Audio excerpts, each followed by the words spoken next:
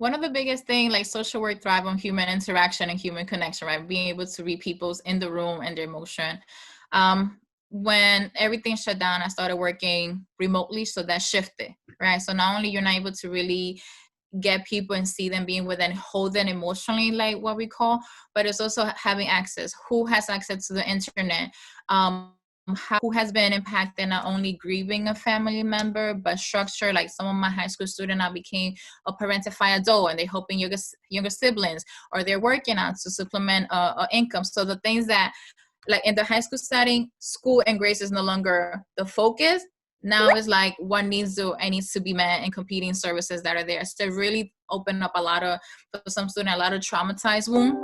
I have students that come from war, they're refugee. So a lot of the shutdown and things that are happening in politics against that reminding. So we're seeing a lot of people either re-traumatized or traumatized, increase on anxiety of COVID in general, because of the number and the news. So I have students that do not want to leave their household, period. And they don't feel comfortable, no matter how we talk about what the CDC, and that's very valid. And I cannot take away that fear for them. So that's something that COVID has brought up, the sense of isolation, not being able to connect. I don't think you could be a great therapist, but for me, I thrive on seeing you, reading you, and being able to give you the space to communicate, because communication is not what you say, but what you see.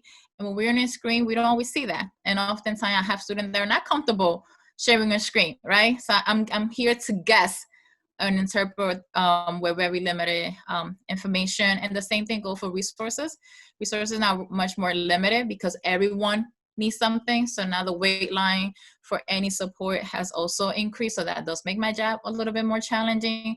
So yeah, COVID has definitely done sort of that. And, I think I do want to mention the whole racial trauma that is happening. So we have students that are not only impacted with COVID, but the racism that is happening, the protests, and then feeling that it's not worth it. So again, I'm trying to navigate all of this that is coming to the student that I work, and again, find something that is empowering, something that makes them feel that this is not end, this is a process, and what can we aspire once this process is over? What can you do once you're in control, right? Because the other idea is giving them a sense of control of something.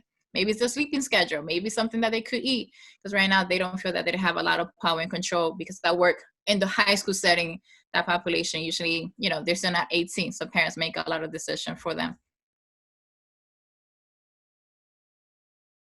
Make sure to check out the My Career tab on the BC Navigator app, where you can track your career progress based on the amount of credits you've earned, stay updated on upcoming events from the Magner Center, and watch our videos for insight and advice on your career field.